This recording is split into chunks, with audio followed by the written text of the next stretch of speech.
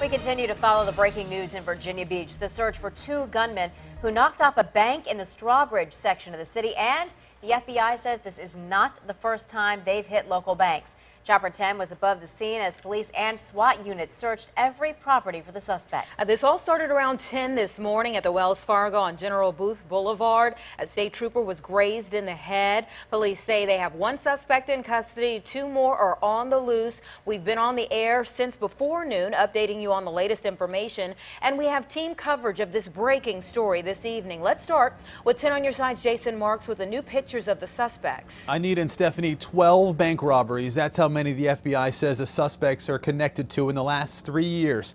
As you mentioned, we have new photos of the robberies, but first, let's tell you a little more about the banks which have been hit. Now, we put them all on this map for you, so take a look.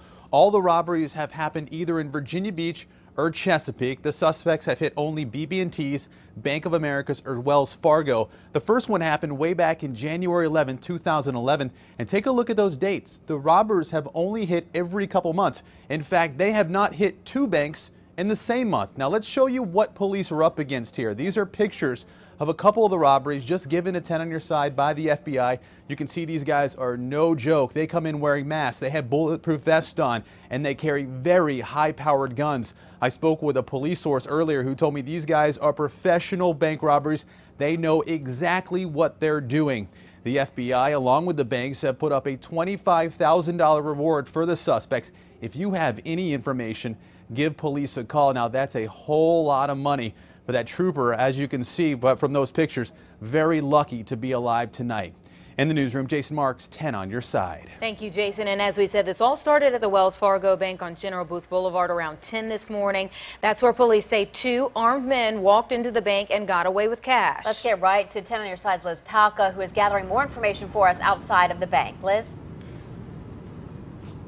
Well, Stephanie, Anita, here's the Wells Fargo behind me where all of this started. The bank has remained closed throughout the day. In fact, there was crime scene tape up around it until about 3 o'clock this afternoon. Of course, most of this investigation now focused in the neighborhoods surrounding Strawbridge Marketplace as police continue to search for these two suspects still on the loose. Let's show you some of the video we got earlier today here in the shopping center.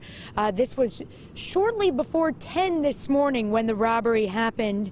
Employees all waited outside as the investigation was going on inside the bank and as police scattered through the area searching for the armed suspects. It was very clear to people in the area that something serious was going on. There were police everywhere and a helicopter in the air searching. They had canines on the ground. Here's what one woman had to say about the entire experience.